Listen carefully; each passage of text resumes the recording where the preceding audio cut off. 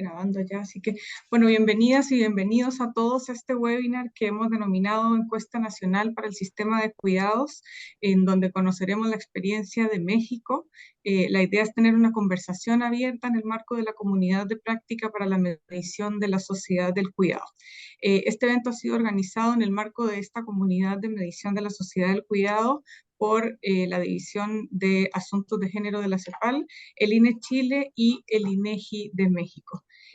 Como muchos de ustedes y muchos ya saben, las comunidades RTC se crearon en el año 2022 como una nueva forma de cooperación que hemos estado intentando implementar en la región de América Latina y el Caribe, y busca avanzar hacia una mayor integración y gestión del conocimiento estadístico en América Latina y el Caribe, a través de espacios en los cuales se pueda discutir e intercambiar experiencias en temas específicos, generando de esta manera una estrategia innovadora para aglutinar esfuerzos de cooperación, asistencia técnica y trabajo mancomunado de todos los actores en materia estadística de la región.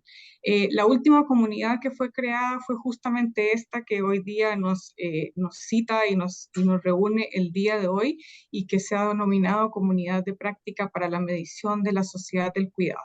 Esta se lanzó oficialmente en el año 2023 en Aguascalientes y surge como una alianza entre la Red de Transmisión del Conocimiento y la Alianza Global para los Cuidados. El principal objetivo de esta comunidad es promover un espacio de intercambio de experiencias y conocimiento relacionado con la medición del cuidado, con el fin de contribuir al fortalecimiento de la producción de datos estadísticos para la construcción de estas sociedades en la región, y además tiene la innovación de ser la primera comunidad en el marco de la RTC que incorpora en su espacio a representantes de la sociedad civil.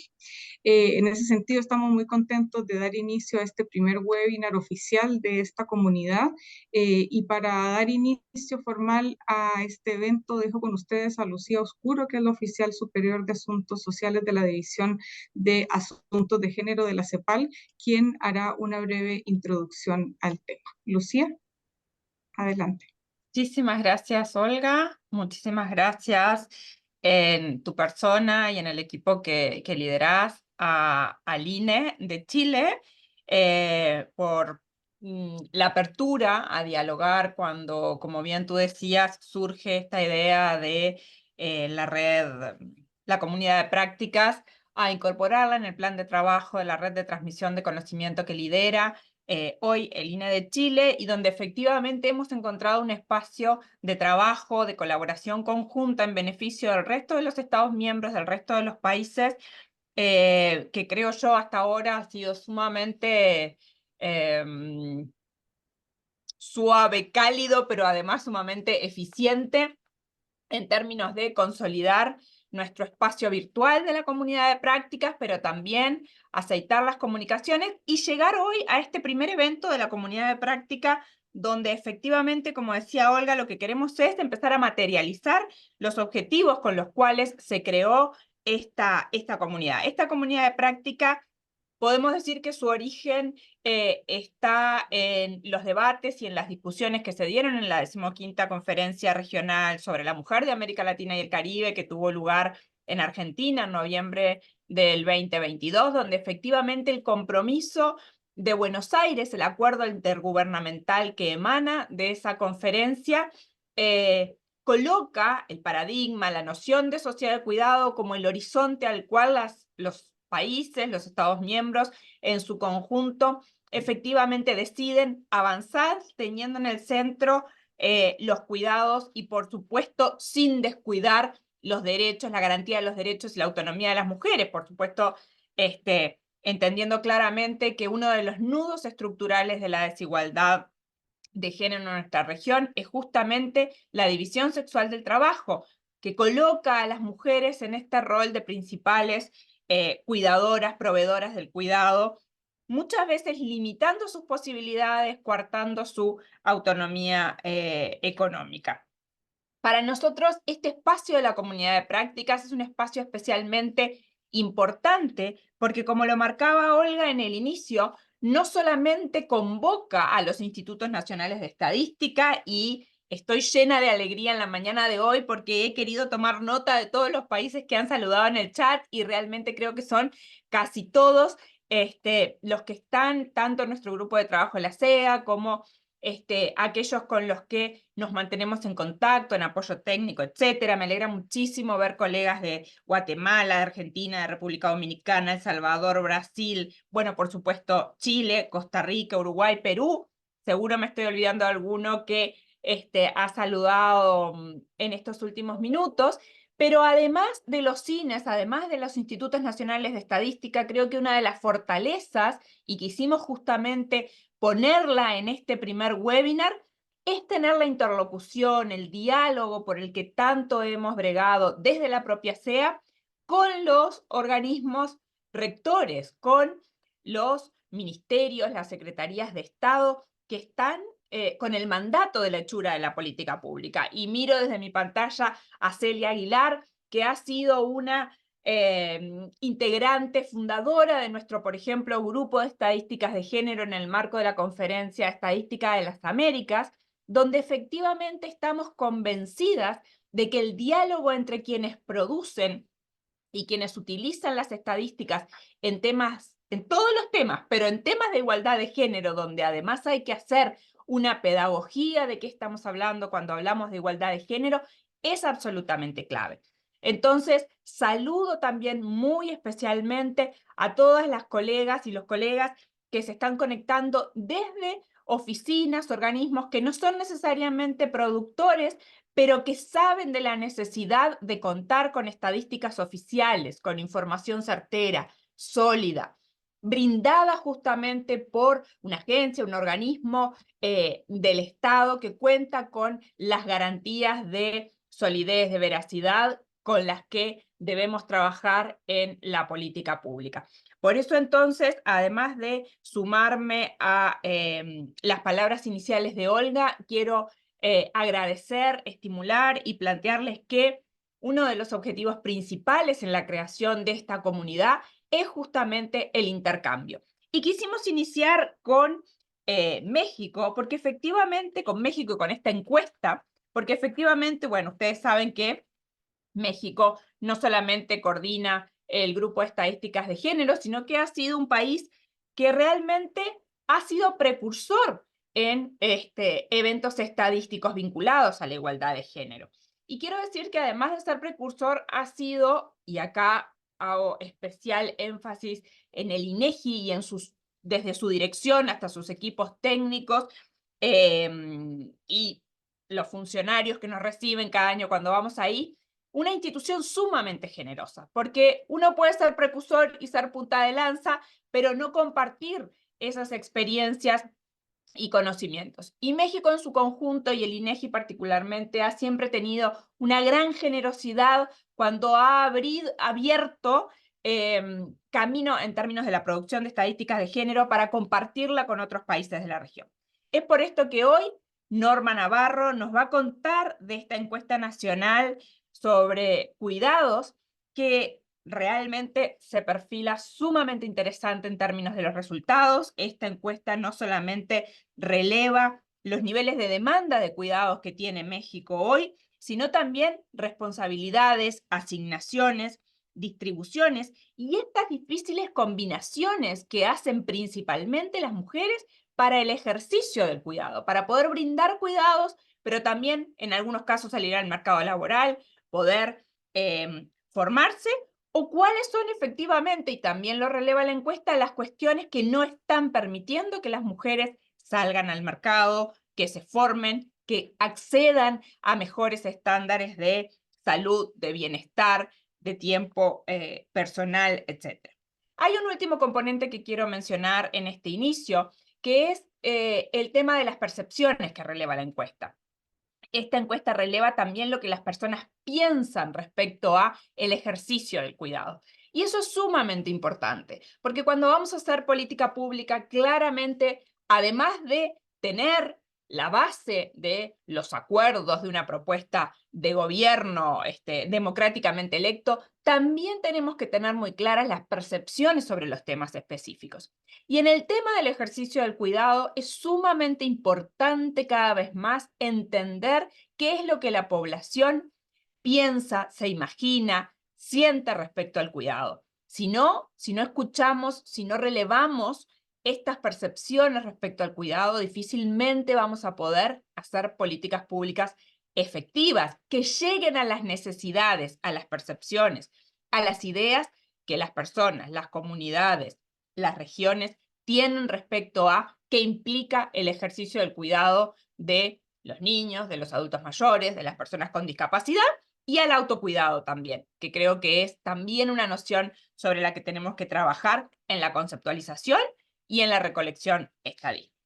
No me quiero extender más, tenemos un tiempo limitado hoy, seguro va a ser una conversación sumamente interesante. Quiero agradecerles a todos, a Norma y a Celia, por supuesto, por acompañarnos, por tomar este liderazgo en este primer webinar, en esta primera instancia de encuentro virtual, y a todos los que se conectaron. Y voy a agradecer ya por adelantado a los que seguro, gracias a la posibilidad de grabar este webinario, nos van a ver en algún momento porque hoy no tuvieron tiempo, pero como esto va a quedar en nuestra plataforma de la comunidad, claramente tenemos la posibilidad de revisitar la intervención de Norma, la de Celia y el intercambio productivo que salga de esta jornada de trabajo. Muchísimas gracias y le paso la palabra a Norma. ¿Verdad, Karen? Sí. Adelante, Norma. Muchísimas gracias, Lucía. Muchísimas gracias, Olga. Un gusto estar aquí con todas y todos ustedes en esta primera sesión, que esperemos que sean muchas, de la comunidad de práctica para la medición de la sociedad del cuidado. Efectivamente, el tiempo es breve. Yo quisiera poder compartirles un poco más de nuestra encuesta, pero pues va a ser como nada más una probadita. Les voy a compartir. Yo espero que me digan cuándo ya se ve. Sí, Norma, se ve en modo de tu escritorio. Si Listo. lo pones ahí, Ahora perfecto. sí, ya, perfecto. ¿Me Perfecto. escuchan bien? Te escuchamos perfecto. Perfecto, qué bueno. Muy bien, pues iniciamos con lo que es la encuesta nacional para el sistema de cuidados, la NACIC 2022. Se levantó a finales del 2022 y el INEGI presentó resultados recién, el 3 de octubre del 2023. Entonces, para mí todavía siguen calentitos estos resultados y hay mucho que explotar y comentar sobre ellos. En esta ocasión les voy a comentar para conocer de alguna manera los aspectos metodológicos básicos de la encuesta, algo sobre la estructura del cuestionario, cómo hicimos el levantamiento, porque fue una encuesta pequeña en cuanto a la muestra, pero fue complicada en su cuestionario, en su estructura, para poder dar estos resultados. El tema de cuidados lo es complicado para poder captarlo. Y finalmente algunas láminas sobre principales resultados. Pues efectivamente el INEGI lleva a cabo esta encuesta en el 2022 con la finalidad de ofrecer información sobre este tema de gran trascendencia, como lo son los cuidados y como muy bien lo ha señalado ya Lucía. Esto en el marco, además de que en México está en la construcción de un sistema de cuidados.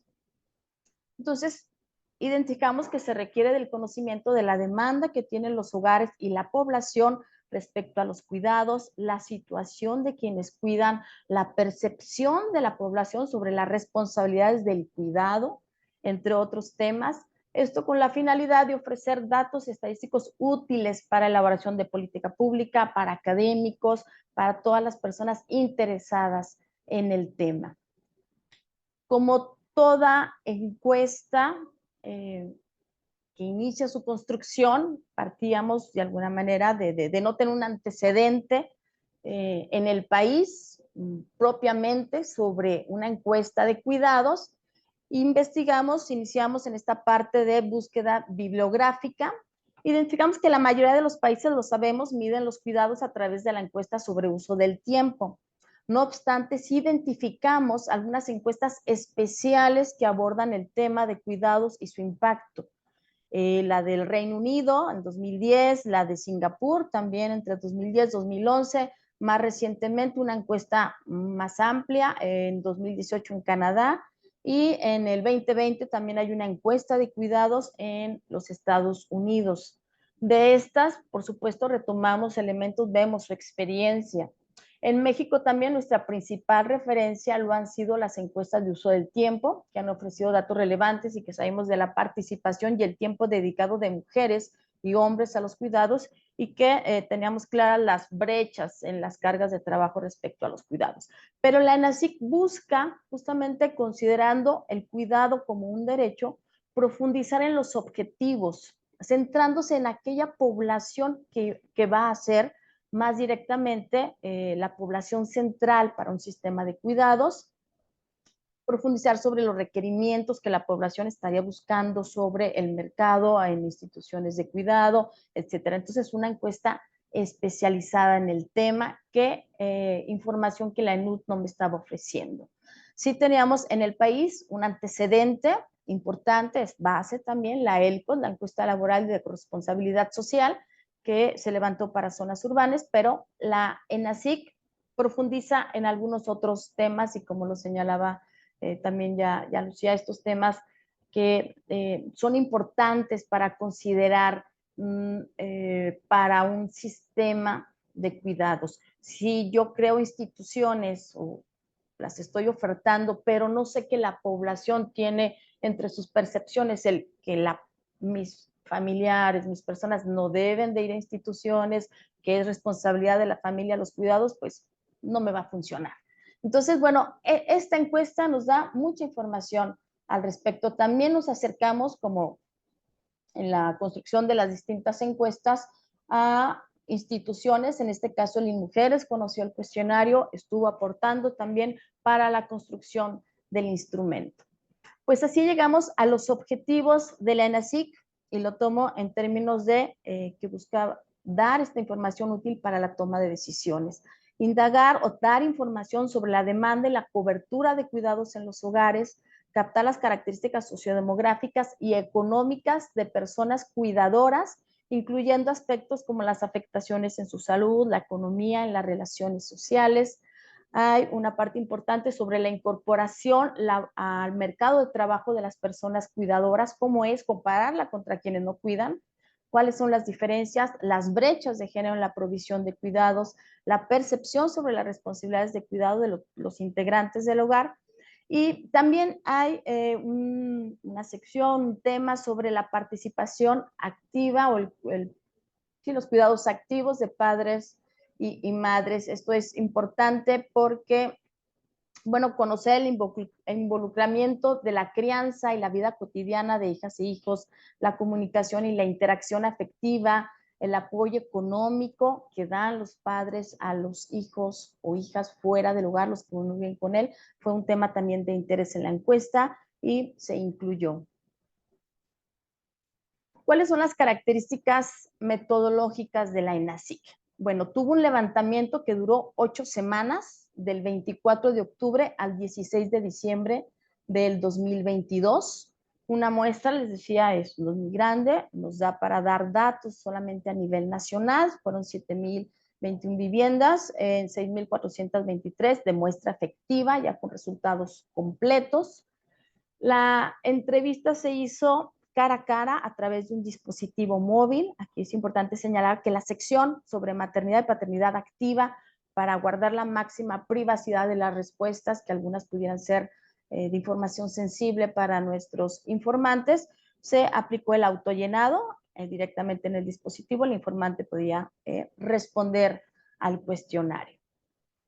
La población objetivo, pues es la población de 15 años y más cuidadora, y aquella población susceptible de recibir cuidados, que son las personas con discapacidad o dependencia, los infantes de 0 a 5 años, las niñas, niños y adolescentes de 6 a 17 años, y las personas de 60 años y más. Bueno, llegamos aquí a la estructura del cuestionario. Nuestro cuestionario, bueno, se conformó, le llamamos en 9 secciones. Como están viendo ahí en su pantalla, son más de 247 preguntas en el cuestionario. Yo digo más de 247 porque hay algunas preguntas que a su interior pues tienen distintos ítems que hay que ir respondiendo. Tenemos 3 informantes en la encuesta. Es el informante adecuado del hogar, que sea la persona, el jefe o jefa del hogar, o una persona de 18 años o más que viviera en el hogar y que conociera muy bien la información de todos los integrantes del hogar. Porque este informante me proporciona información de las primeras 4 secciones: la caracterización de la vivienda, identificación de hogares, las características sociodemográficas, donde aquí tenemos, por supuesto, la variable de discapacidad o dependencia. Tendríamos, por supuesto, la edad. Entonces ya estábamos identificando de inicio cuál era nuestra población objetivo susceptible de recibir cuidados para el sistema. Tendríamos la sección sobre división del trabajo en el hogar, una batería pequeña, captación de ingresos en el hogar. Y una vez que teníamos esta información, escucho ahí un ruido, no sé si puede ser. Alguien que cierre su micrófono.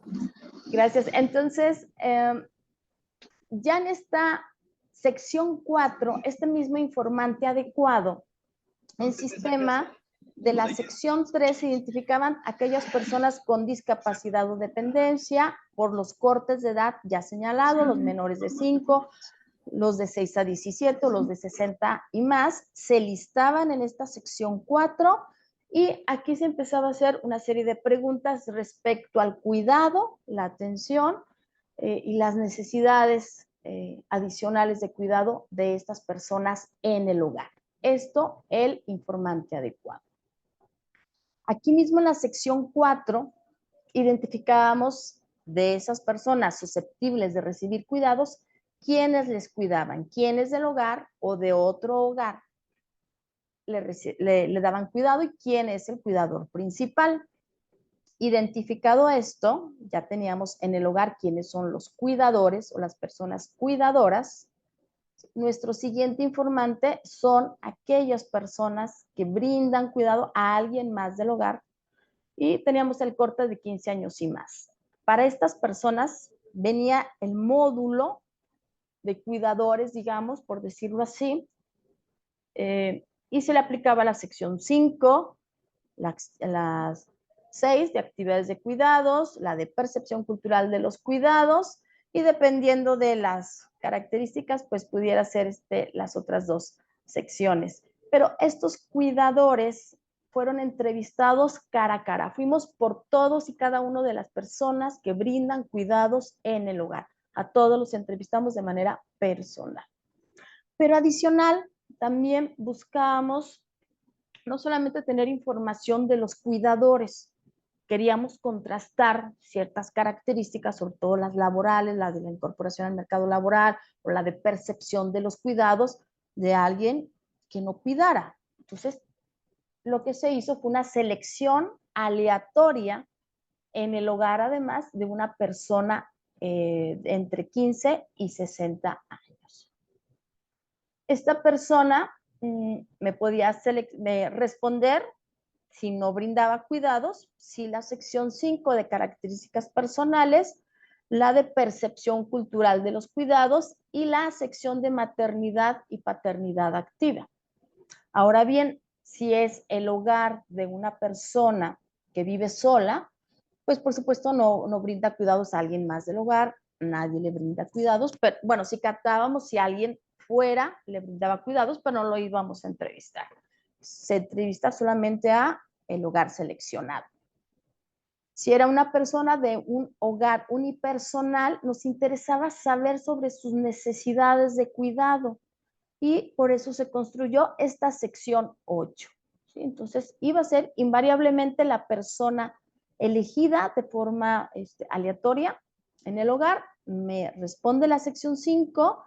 Si es que cuida a alguien de otro hogar, se le aplicaba lo correspondiente a la sección 6 como cuidador de otro hogar, la sección 7 y de hogares unipersonales. ¿Por qué les estoy comentando esta estructura? Porque esto es importante conocerlo de cómo se conforma nuestra base de datos, cómo está la información, cómo están algunos tabulados, que tenemos cortes para 15 años y más de población cuidadora y algunos comparativos que hacemos solamente para población de 15 a 60 años.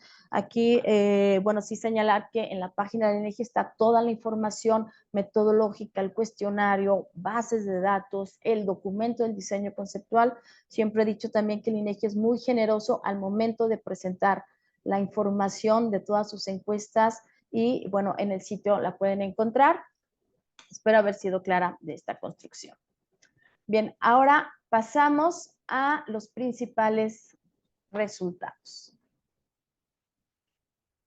Bueno, aquí tenemos que en el país el 77.8% de los hogares tiene al menos un integrante susceptible de recibir cuidados. Esto es, al menos tiene una persona con discapacidad o dependencia o en el corte de edad de 0 a 5 o de 6 a 17 o de 60 años y más. ¿Sí? Casi el 40% tiene al menos una persona, son de estos 30.2 millones, son 12 millones de hogares que tienen una persona, pero vemos que hay hasta 23% de hogares que tienen 3 o más personas que son susceptibles de cuidado. Ustedes saben lo que implica esto en cuanto a la carga de trabajo. En términos de población, pues de los más de, bueno, cerca de 128.9 millones de personas que estimó la ENACIC en el 2022, el 45.2% de la población en México está en alguno de estos rangos de edad o con la condición de tener discapacidad. Ahora, al indagar ya en esta sección que les decía, la sección 4, de todas las personas del hogar listadas en estos grupos de edad, se indagaba es quién le cuida, recibe cuidados. Para las personas con discapacidad o dependencia, el 61.5% sí tiene una persona cuidadora. Los grupos de menores son quienes tienen, por supuesto, mayor cobertura, el 99%. Niñas, niños y adolescentes de 6 a 17, el 79.4%, significa que tiene una persona que les cuida, y para las personas adultas mayores, el 22.4%. Aquí es importante señalar que dentro de estos grupos se excluye alguna persona con discapacidad o dependencia. Entonces, en el grupo de personas con discapacidad o dependencia, efectivamente, el 50% aproximadamente, pues son personas adultas mayores. Bien, en cuanto a las necesidades, aquí algo de información de estos infantes de 0 a 5 años, de los 10.3 millones de infantes, además de los cuidados que se brindan en la casa, se indagó si necesitaban de más cuidados. Para el 6.3% se dijo sí necesitamos apoyo adicional, ya sea llevarlos a estimulación temprana, que es lo más frecuente que se mencionó, asistencia a educación inicial, estancia o guardería preescolar o kinder, algunas otras era apoyo de familiares de otro hogar, etcétera, pero estas son las que tuvieron mayor frecuencia. Y aquí es importante porque en el país la población de 0 a 2 años, el 91.5% no asiste a una estancia o guardería. Y de la de 3 a 5 años es el 25.3% que no asisten todavía a educación inicial o kinder. La razón que dan para ello es señalar la corta edad. No lo necesita, hay alguien que lo cuida, papá, mamá, abuela, etc. De los niños de 6 a 11 años, 1.1 millones se dijo que sí requieren de más cuidados, después el 8.5%. Las actividades más mencionadas fue llevar las actividades extracurriculares o el apoyo de un club de tareas. Asimismo, para adolescentes de 12 a 17 años, también para el 5.5%, se señaló que sí requieren de cuidados adicionales, que es también actividades extracurriculares y el apoyo de un club de tareas. Es importante señalar que indagamos también si la población infantil, sobre todo en la que está en la edad primaria, de la primera educación, si tenía o asiste a una escuela con horario ampliado, y solamente el 5.5% de la población en el país asistía a una escuela con horario ampliado. De las personas con discapacidad, de los 5.6 millones, se reconoció que el 1.9 millones sí necesitan de más cuidados. Esto lo que se mencionó fue estimulación físico-mental y apoyo de enfermería o de una persona cuidadora. Esto es lo que se demanda dentro de los hogares para aportar al cuidado de las personas con discapacidad. Ahora, ¿quiénes cuidan? Para las personas con discapacidad o dependencia, principalmente es la hija, la madre, el cónyuge o pareja. Para las personas de 60 años y más, el cónyuge o pareja en un 49.9% o la hija o nieta, 32.4%. Para las personas de 0 a 5 años, la persona cuidadora principal es la madre, un 86.3%, la abuela con el 7.6%, igualmente para los niños de 6 a 11 años, la madre tiene el 81.7%, ya para adolescentes de 12 a 17 años se identifica el padre con un 9.4%, incrementa un poco su participación, pero la mayor carga de cuidados, como sabemos, está en las mujeres y la mayor participación. Ahora nos vamos a la población cuidadora. En esta misma sección criticamos a todos los que brindan algún tipo de cuidados a miembros del hogar o de otro hogar. Identificamos que hay 31.7 millones de personas cuidadoras en el país. La tasa de participación, considerando a la población de 15 años y más, para las mujeres es del 45.1%, para los hombres es del 17%. En el tiempo promedio que se dedica a los cuidados, las mujeres tienen, pues ya ven esta brecha de entre quienes cuidan de más de 12 horas de tiempo adicional en relación al que asignan los hombres, 37.9 horas a la semana contra 25.6 horas a la semana. Entonces, les señalaba que además de identificar a todos los cuidadores, se preguntaba por el cuidador principal. De estos 31 millones que les señalaba, 22.5 millones de personas son cuidadoras principales, integrantes del hogar. De ellas, el 86.9% son mujeres.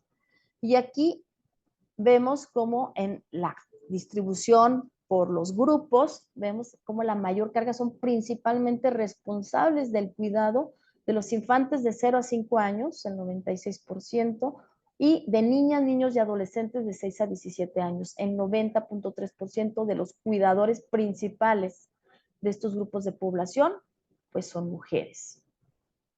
La mayor participación en los cuidados como una responsable principal se ve para los hombres en el grupo de personas adultas mayores con el 32.7%, pero si lo relacionamos con el dato pasado de quién cuida a personas adultas mayores, pues puede ser el cónyuge, entonces es otro adulto cuidando a otro adulto y en algunos otros casos las hijas.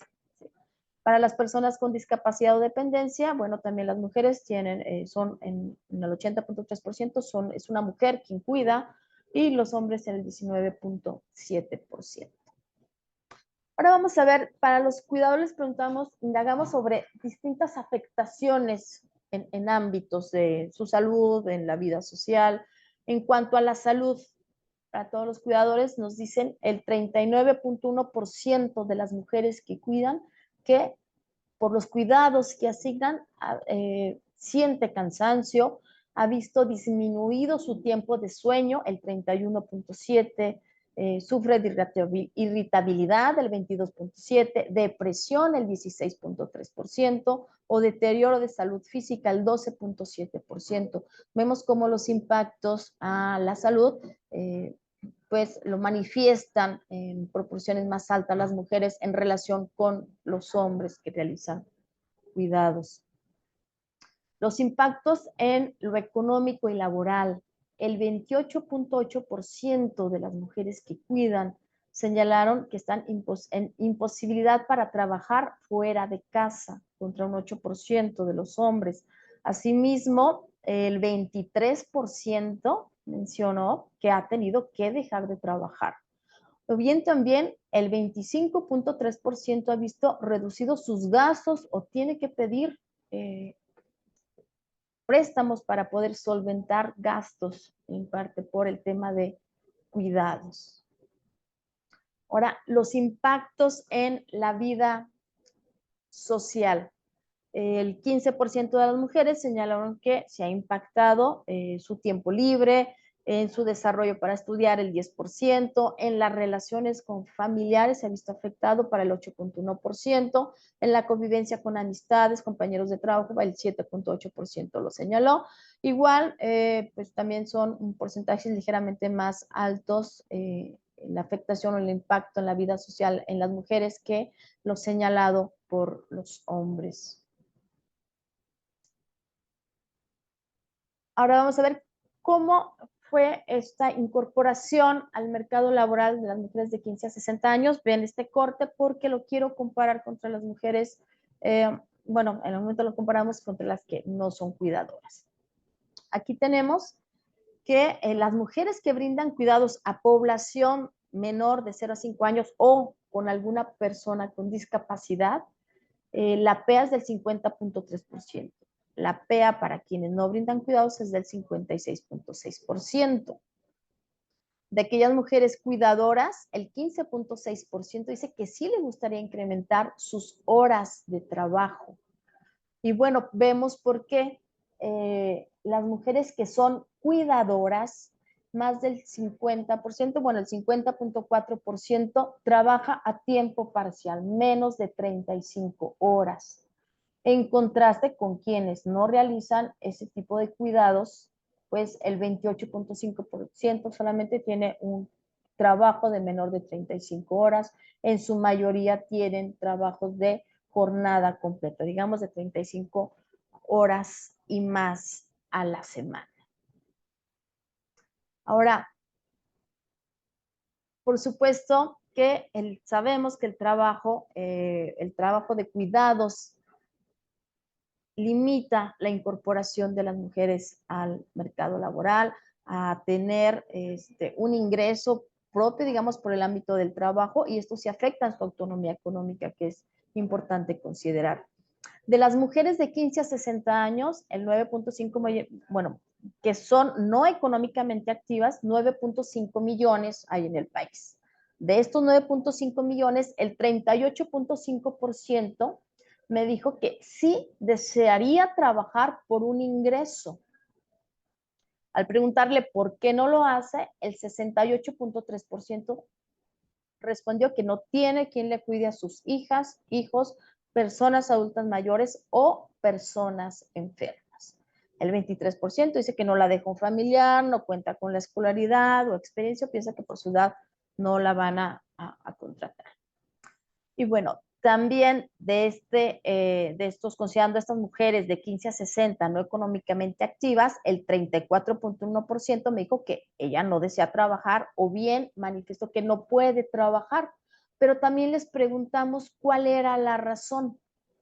Y la razón para 3.8 millones de mujeres que no desean trabajar o no pueden hacerlo es porque no tienen quien les cuide a sus hijas o hijos o personas adultas mayores o personas enfermas. Esto es, en total tenemos que de estos 9.5 millones, el 6.3%, esto es 66.1%, señala que sí desea trabajar, pero no puede o no desea o le está imposibilitada para buscar trabajo por un tema de cuidados. Bueno, aquí vemos el efecto y finalmente ya para terminar, porque creo que estoy en tiempo, les comentaba del último tema que también es muy interesante, ya no incluí también láminas que son que tienen información muy relevante sobre la percepción de la población de los cuidados, pero como les comentaba en el sitio del INEGI pueden encontrar la presentación además completa y los tabulados además sobre este proyecto. Sobre la población varonil, los hombres de 15 a 60 años con hijas o hijos menores de 18 años fuera del hogar, y identificamos que el 68.9% de ellos consideró que sí les da apoyo económico a sus hijos, aunque no vivan con ellos. El 31.1% no aporta. De quienes sí dan un apoyo económico, el 44.7% señaló que cubre más de la mitad o el total de las necesidades, el 32.9% cubre la mitad de las necesidades, el 18.3% menos de la mitad de las necesidades. Y bueno, hasta aquí dejo estos temas de la encuesta. Pues un gusto poder haberles compartido parte de la metodología, algo de los resultados, y creo que le damos la palabra ahora a Celia. Adelante, Celia.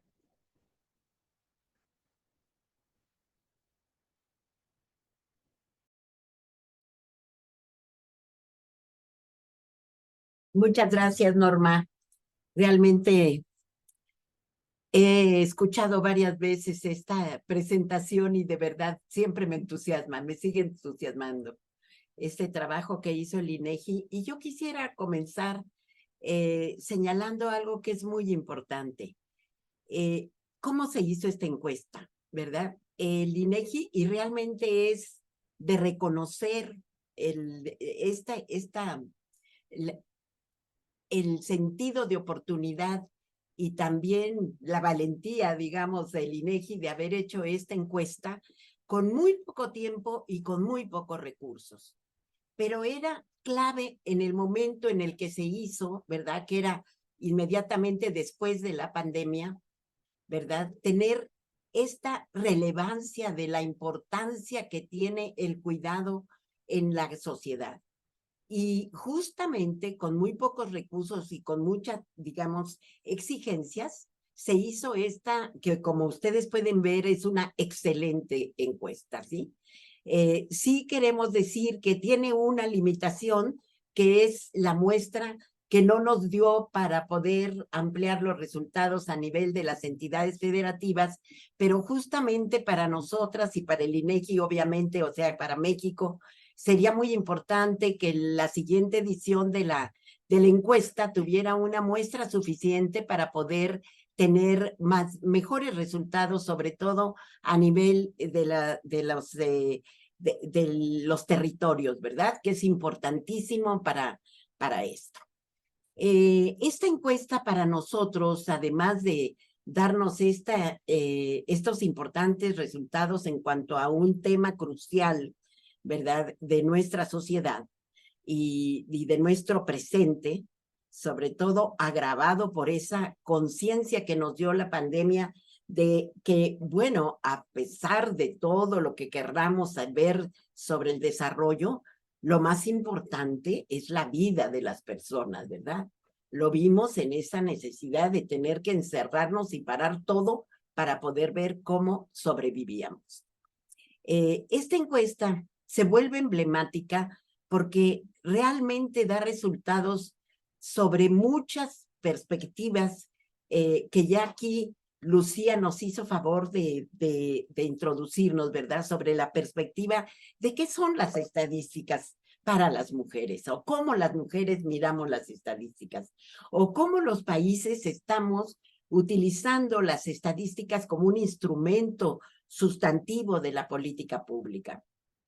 Y quiero decir que la primera lámina que nos dio Norma, en donde vemos los antecedentes, ¿verdad? Podemos ver que justo, bueno, yo digo que la ELCOS es la abuelita de esta encuesta, ¿verdad? En la que se empezó desde el año 2009 y en 2012 con esa encuesta a revisar cómo las estadísticas nos podían dar un elemento sustantivo para ver la problemática del acceso de las mujeres al trabajo remunerado, ¿verdad? Y cómo el trabajo no remunerado se volvería una de las enormes discriminaciones de las mujeres. Y esto, ¿verdad? A mí me pone en el punto de hacer una reflexión que me parece muy válida en este momento y en esta comunidad de aprendizaje para las estadísticas de los cuidados. Nosotros aprendimos desde Beijing, ¿verdad?, a mirar las estadísticas desde la visión, desde la perspectiva y desde la vida de las mujeres.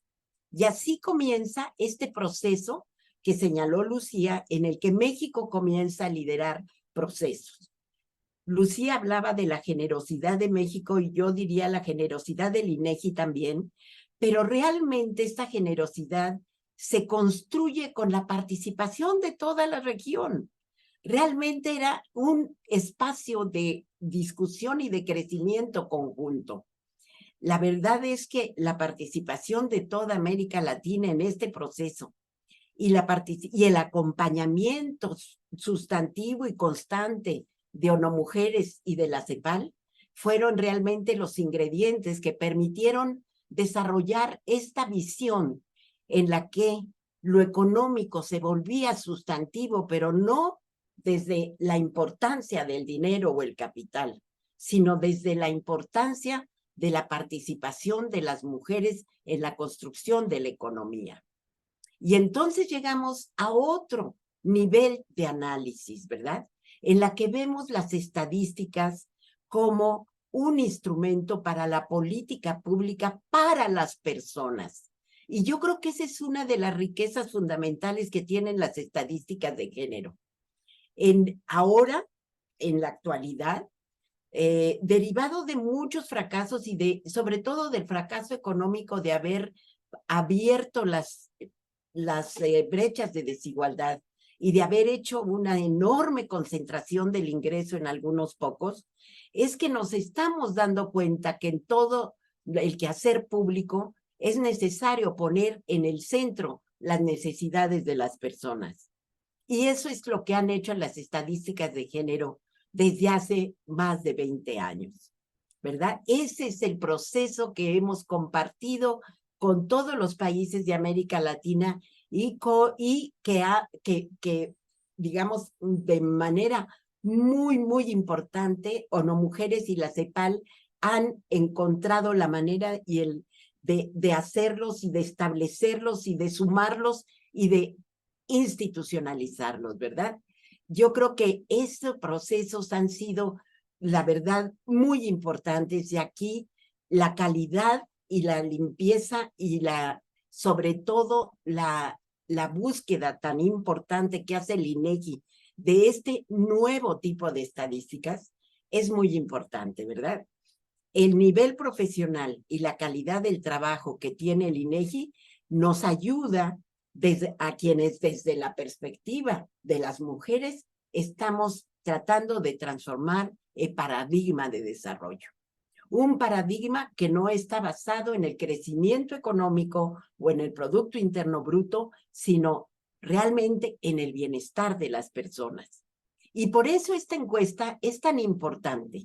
Así como la tenemos con la limitación de la muestra, es fundamental, porque tiene muchas cuestiones nuevas que nos llevan a ese avance que tenemos en cuanto a la visión de género.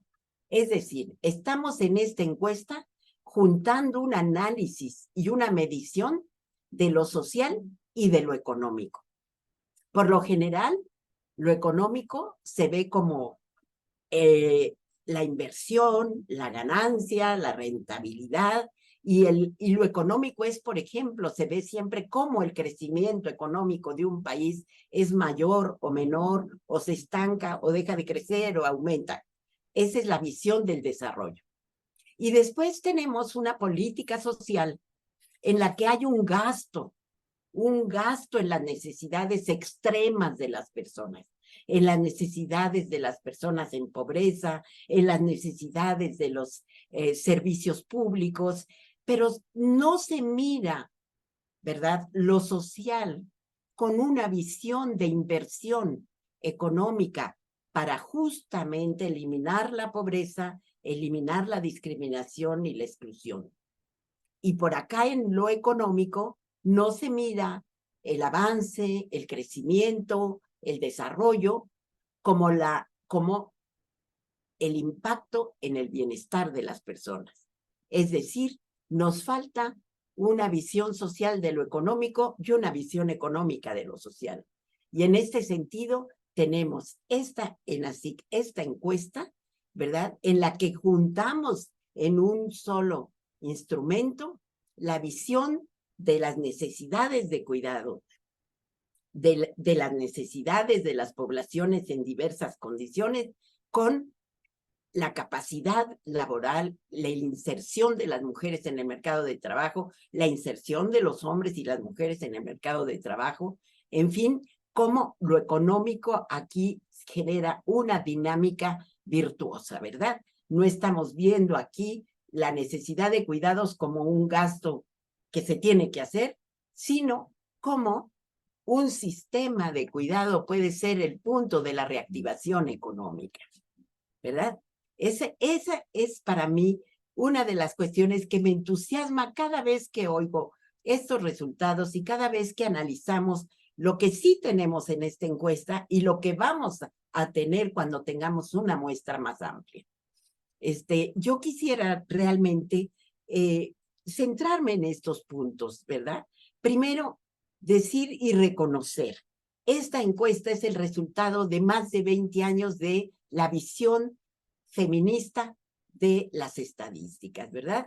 De cómo desde las mujeres comenzamos a mirar, a utilizar y a transformar las estadísticas, ¿verdad? ¿Cómo se empezó? Y aquí llego a otro punto que siempre a mí me hace un poco de ruido. Cuando nosotros en este momento y en estos espacios de aprendizaje, a veces generamos esta frase de decir cómo incorporar la perspectiva de género en las estadísticas, me siento como que como que nos vamos para atrás, como que no estamos revalorando nuestros avances, porque ya la perspectiva de género está en las estadísticas. La hemos empezado a construir desde hace más de 20 años. Y no es de poner algo externo, no es de pegar una metodología específica o unos elementos adicionales, es mirar las estadísticas desde la perspectiva de los derechos. Es eso, por eso es que esta encuesta es emblemática, porque está hecha para sustentar un derecho, el derecho humano al cuidado, para mirar las estadísticas desde la perspectiva de instrumentos que nos ayuden a los estados a garantizar los derechos, como instrumentos que ayuden a la población, ¿verdad?, a exigir sus derechos, como instrumento que ayuden a la academia a aportar y a gestionar el conocimiento para los derechos. Y aquí también hago un paréntesis para reconocer el aporte de la academia a este proceso. En todo este recorrido también hemos tenido multitud de académicas y académicos de los países de América Latina, pero muy especialmente con el INEGI, el Colegio de México y el Centro Regional de Investigaciones Multidisciplinarias, que es el CRIM de la UNAM. Realmente es de reconocer el aporte de la academia, de las mujeres académicas, de Mercedes Pedrero, de Edith Pacheco, de tantas mujeres que aportaron. Yo quiero dejarlo aquí. Estamos en este momento en el que con esta maravillosa encuesta estamos abriendo un espacio más de la perspectiva de las mujeres en las estadísticas como instrumentos para la construcción de políticas públicas, para la participación económica, para el bienestar y, por supuesto, para la vida y libertad de las mujeres. Muchas gracias. Muchas gracias, Celia, y muchas gracias, Norma, por la presentación. Muchas gracias a todas las personas también por sus reconocimientos y sus preguntas en el chat. Yo creo que la audiencia está expectante de poder plantear también sus preguntas, algunas bastante técnicas, y veo que algunas Norma ya las está bajando ya las está bajando las respuestas allí.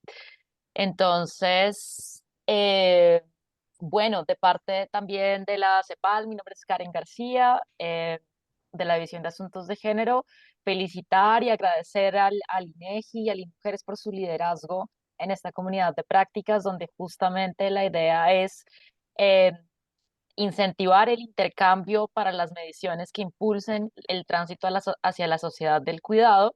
Y lo que vemos precisamente es un vanguardismo en el tipo de mediciones que se proponen en esta encuesta y que son comparables a los pocos casos que nos mostraba Norma que existen en el mundo eh, en este sentido. Voy a plantear algunas de las preguntas que han dejado en el chat.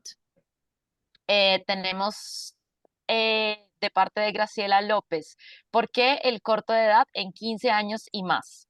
En nuestros países las personas son cuidadoras desde las hermanitas mayores sin importar la edad. Voy a plantear tres, si te parece, Norma, Claro que sí, y, Karen. y ahí vamos. Dice Magali Yance, una consulta sobre la persona informante de la encuesta. El tope máximo de edad es 60 años, ¿cómo se definió el rango de edad? Y también, bueno, vemos dos preguntas sobre el rango de edad y yo creo que esto se relaciona también con cómo esta encuesta es tan particular en escoger un informante, en escoger diversos cortes de edad para plantear distintos tipos de preguntas. Y además también se relaciona esto con las especificidades técnicas para lograr entrevistar a varias personas del hogar, ¿cierto? Me imagino que esto también pudo implicar revisitas, así que ahí Así es, también, Norma, claro. podrías también elaborar un poquito sobre eso, si te parece. Y Sí, por una supuesto. pregunta de Giselle Pavlovsky dice, me queda una duda respecto de la formulación de necesitar más cuidados. ¿Sería necesitar más, por ejemplo, acceso a terapias pagas o distribuir mejor o diferente? Lo Así dejo es. ahí, luego hacemos otra ronda. Muy bien, gracias, Karen. Respecto a la edad de los cuidadores que fueron entrevistados cara a cara ya en el cuestionario individual, sí se selecciona a partir de los 15 años y más. Esto, por un lado, por la dificultad de entrevistar, ustedes saben, a menores de edad, menores de 15 años, pero también identificamos en el cuestionario sociodemográfico en nuestro país, en el México, pues, de 8 a 14 años, el 2.4% de la población es cuidadora. Esto es el 3.7% para las niñas de 8 a 14 años y el 1.3% de jóvenes o adolescentes de 8 a 14 años. Y sí, no se decidió entrevistarlos de manera individual por el costo y también por la dificultad de entrevistar a menores de edad, pero el porcentaje de cuidadores es bajo, 2.4%. Respecto a ese corte hasta los 60 años, a todos los cuidadores, por un lado es, a todos los cuidadores, los que fueron cuidadores, ya sea principales o que apoyan en el hogar a dar cuidados a alguien más, con el hecho de haberse identificado como cuidador, se le entrevistó de manera directa a partir de los 15 años, a todos, de 15 a 100 años.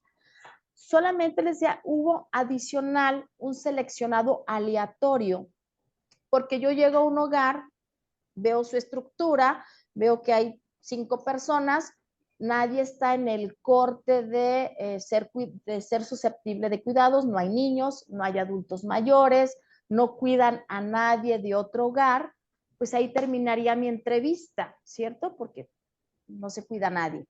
Pero lo que hicimos fue seleccionar en ese hogar, incluso en el que a nadie se cuida, a una persona de forma aleatoria, de 15 a 60 años, para preguntarle cuestiones sobre el mercado, su incorporación al mercado laboral, sobre sus percepciones de los cuidados, aunque no cuide, saber qué piensa de llevar a un adulto mayor a una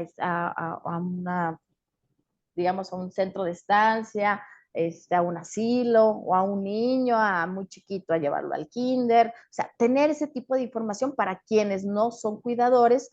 Y además le preguntamos la sección de paternidad y maternidad activa. Esta sección pues preguntaba para quienes tienen hijos menores de 18 años. Si ampliábamos el rango, pues ya personas de 70, 80 años, pues decir, pues yo ya no tengo hijos de menores de 18 años, es muy difícil como para poderle aplicar esa sección. Posiblemente lo que pudimos haber hecho fue no haber tenido ese corte en la selección aleatoria y solamente haber hecho todo un filtro, un pase para la sección 9. Estoy hablando en términos a lo mejor muy operativos, pero ya en una siguiente, en la SIC, para no causar tanta confusión con estos cortes, haremos a lo mejor alguna otra seguimiento o flujo en la encuesta para que sea más fácil de comprender y ojalá efectivamente, como dice Celia, que haya presupuesto para una muestra mayor que nos permita muchos más desgloses, que aquí la información, pues, aunque tenemos muchas variables, no fue posible tener mucho desglose porque se pulveriza el dato, ¿no? Creo que es eso. Súper, gracias Norma. Un poco más relacionado con el uso de estas estadísticas en la ampliación, en el fortalecimiento de las políticas públicas. Es interesante los resultados, por ejemplo, de las personas de más corta edad en que las personas cuidadoras principales dicen que no requieren una oferta específica porque tienen muy corta edad. También es interesante el resultado de personas con discapacidad, en que por el contrario tenemos un 30% de personas en que se reconoce que se necesitan más cuidados. Así es. Esto y un poco más me hace recordar la cobertura universal de cuidados en, por ejemplo, los países nórdicos en que es posible encontrar una oferta pública de cuidados, incluso para personas que tienen meses. Pero esto, por supuesto, además de tener unas restricciones financieras, también tiene unas barreras culturales en nuestra región en las que, por ejemplo, se considera eso, que no es necesario o no es adecuado que personas de muy corta edad sean cuidadas fuera del hogar. Entonces, no sé, Celia, quizás si se ha pensado en incorporar estos elementos un poco a la inclusión de esto en los planes que vienen, en las políticas públicas, o, o si quisieras elaborar un poco sobre estos resultados específicamente en las demandas sobre cuidados. Bueno, la verdad, yo creo, y viendo justamente los resultados que tenemos en la encuesta, la visión con la que se está trabajando, por ejemplo, en los costeos o que se está trabajando, por ejemplo, en el tipo de políticas que podrían alimentar la ley que se está tratando de sacar, o sea, para los cuidados, ¿verdad? Tendría que ver con plantear, sí, desde el principio, un cuidado desde todo el espectro de las necesidades, digamos, ¿no? Sin embargo, por lo que vimos, por lo que pudimos ver en nuestros resultados, creo que tendríamos que empezar por lo posible, en primer lugar, ¿verdad? Como la economía de nuestro país, donde nos permite llegar, y por lo más urgente, ¿verdad? Por lo más urgente. Entonces, en ese sentido, yo creo que va a ser un proceso dinámico y en el sentido de que entre más servicios se vayan ofreciendo, pero sobre todo que sean servicios cuya calidad pueda ser garantizada, mayor transformación de la cultura del cuidado habrá, ¿verdad? Porque eso es importantísimo. Uno dice, es cierto, ¿verdad? Desde la perspectiva de nuestra cultura, ¿quién es la persona más capacitada y más apta para cuidar a mi bebé? Yo. Y la siguiente, mi mamá. O sea, y ahí, ¿verdad? Ni siquiera mi suegra ahí ya con más inquietud, digamos, ¿no? Pero en esta cultura va también la experiencia, ¿no? O sea, realmente es tan precaria nuestra estructura de cuidado que obviamente dejar a una criatura de menos de un año en un lugar tiene riesgos de salud, de contagio, de maltrato, de etcétera, ¿verdad? Que no puede uno calcular. Y en ese sentido, yo creo que tiene que ver en la capacidad que tengamos de construir la calidad de los cuidados con la progresiva garantía en cuanto a las necesidades más urgentes para poder ir haciendo las transformaciones culturales, o más bien para que las personas vayan transformando su cultura de acuerdo a una experiencia positiva en el cuidado, ¿verdad? Porque muchas veces, ¿verdad?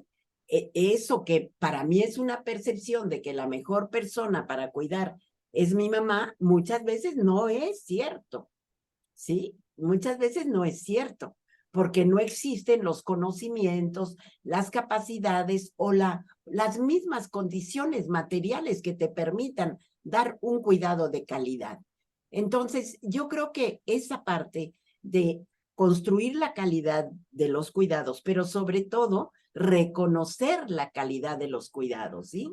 Saber, por ejemplo, nosotros no tenemos, mientras que en la educación preescolar tenemos como muy claro a nivel de la sociedad que necesitas la estimulación temprana, que necesitas el juego, que necesitas tales cosas, hay muy poca reconocimiento de las necesidades de cuidado en tanto un cuidado especializado de una criatura de menos de un año, ¿sí? Entonces, no solamente construir la calidad de los cuidados, sino socializar la calidad de los cuidados, ¿sí? O sea, son procesos complejos y lentos, pero yo estoy segura que atendiendo las necesidades más urgentes, se va creando una cultura de cuidado en el que el cuidado se comparta realmente entre el Estado, entre la sociedad, entre la familia y entre el sector privado, ¿sí? O sea, cuando realmente tengamos los primeros ejemplos de buenos sistemas de cuidado, se irá ampliando esta apertura de aceptar que otras instancias pueden hacerse cargo de un cuidado de calidad, afectivo, incluyente y respetuoso de una criatura pequeñita o de un niño en edad preescolar, etcétera. Muchas gracias, Celia. Bueno, voy a lanzar otras preguntas que nos dejan en el chat que está bastante movido. Eh, de parte de Karina García, dice, ¿las personas cuidadoras remuneradas están contempladas en la encuesta? Dice María Alejandra Lara, del DANE, teniendo en cuenta que no necesariamente todas las personas de 60 años o más requieren cuidado, en la encuesta es posible identificar la proporción de estas personas que sí tienen una demanda más alta de cuidados y además se puede identificar a las personas con discapacidad y de adultas mayores que tienen un doble rol en el hogar como personas cuidadoras y cuidadas. Y en la misma línea, Marco Stampini dice, saludos de Marco del Banco Interamericano de Desarrollo. En la misma línea de la observación de María Alejandra, es importante distinguir entre personas mayores con dependencia y otras personas mayores. En principio, las personas mayores sin dependencia no necesitan cuidado. Claro, Karen. Respecto a que si la encuesta captó a las personas o los trabajadores en cuidados remunerados, no. Identificamos si en el hogar se paga a alguien por cuidado, si se tiene un servicio de enfermería o de niñera, etcétera. Esto es, ahí sí se captó, incluso monto, para ver el impacto en el hogar. Sí les confieso que el tamaño de muestra no nos permite explotar con calidad suficiente esta información, es poco el porcentaje de hogares que pagan o que tienen a una enfermera, a una niñera, etcétera, pero sí se identificó. Efectivamente sí podemos en la ENACIC identificar el doble rol de ser cuidador y ser cuidado. O sea, puede ser un joven de 15 a 17 años, todavía que era objeto de cuidados, recibir cuidados de la mamá, del papá, porque lo llevan a la escuela, porque la atienden, pero a la vez él puede ser un cuidador del abuelito, de la abuelita. Igual el abuelito, la abuelita, la persona mayor puede ser cuidada, ¿sí? Y también puede cuidar a alguien. Entonces, dado que tengo ese listado perfectamente identificación de quiénes son objeto de cuidado y quiénes les cuida, se puede hacer esa relación. Está muy interesante. Yo les digo, lo que nos hace falta fue un tamaño de muestra más grande para hacer mucho más desgloses, pero sí es posible con la ENASIC. Y efectivamente también identificamos a los adultos mayores pues que no tienen ninguna discapacidad o dependencia y no requieren cuidados. Identificamos también, hay información muy interesante de los que viven en hogares unipersonales, esos adultos mayores que viven solos y que demandan cuidado. Nadie me cuida, pero también captamos ahí cuántos dicen, pues sí me gustaría que alguien me cuidara, me atendiera en cuestiones de comida, que me hiciera visitas, que estuviera aquí atento conmigo, que me hiciera compañía, es parte del cuidado y en la encuesta se tiene, también se capta. Creo que sería todo, ¿verdad? Sí, me parece que sí. Hay otra pregunta desde Guatemala. Dice, ¿qué pasa con los hogares que requieren servicios de cuidados? Si se logra identificar a los hogares con trabajadora doméstica o niñera, porque en el caso de Guatemala hay una tendencia a que son mujeres mayas, indígenas, con bajos niveles de escolaridad, quienes optan por este tipo de trabajo. Y hemos identificado que la población ocupada, el 4% realiza trabajo doméstico y son en su mayoría mujeres. Claro. Eh, Planteemos esta y yo quisiera añadir también un poco sobre el tema de hogares unipersonales, que sabemos que es un tema que viene en aumento y lo vimos planteado en un módulo, pero creo que nos va a tocar programar otro webinar para seguir profundizando en la ENASIC. Claro. Sí, efectivamente, quienes cuidan pueden ser las personas con ciertas condiciones, pero en la ENASIC no caracterizamos a la persona cuidadora.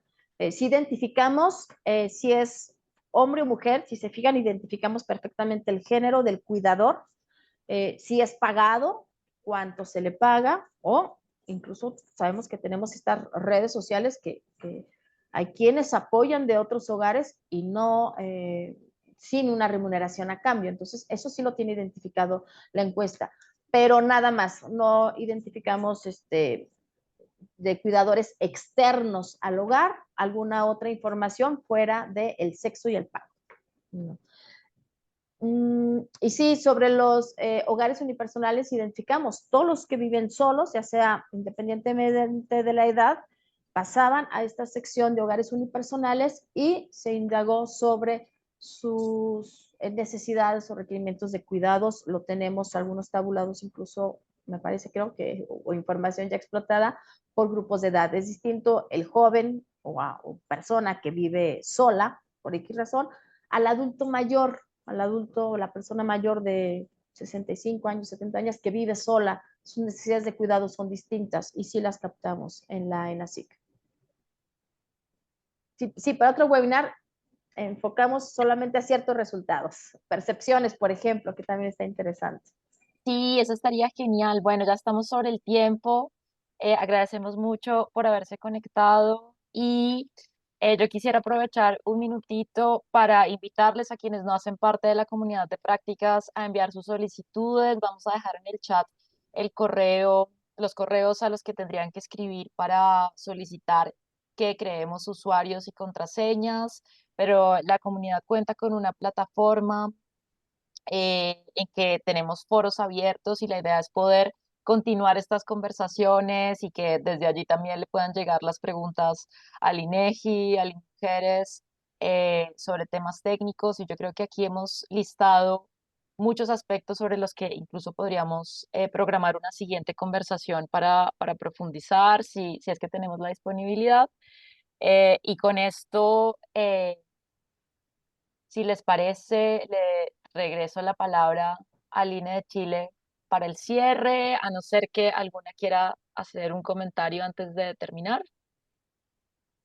Excelente. Bueno, muchas gracias. Bueno, muchas gracias Karen, muchas gracias a Norma, Celia y a todos los que nos acompañaron el día de hoy. Tuvimos una convocatoria realmente importante, muchas preguntas, y por nuestra parte solamente agradecer el poder haber realizado este primer evento. Ya como lo mencionó Karen, sabemos que no va a ser el primero, sino que, o sea, que va a ser el primero de muchos que vamos a empezar a organizar a lo largo del año. Las temáticas son bien variadas y definitivamente el interés mostrado por quienes participaron así nos lo hacen saber. Recordar nuevamente que quienes aún no forman parte de la comunidad y desean hacerlo deben escribir un correo electrónico. Vamos a dejar los datos en el chat para que puedan escribirnos y de esa manera poder invitarlos a formar parte de la comunidad. También recordarles que la grabación de esta actividad, así como la presentación de Norma, va a estar disponible en la plataforma de la comunidad.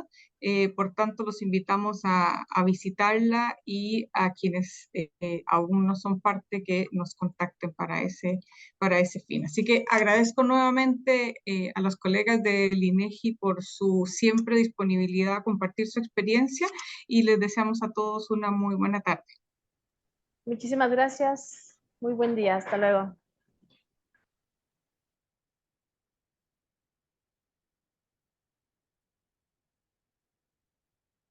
Adiós, muchas gracias.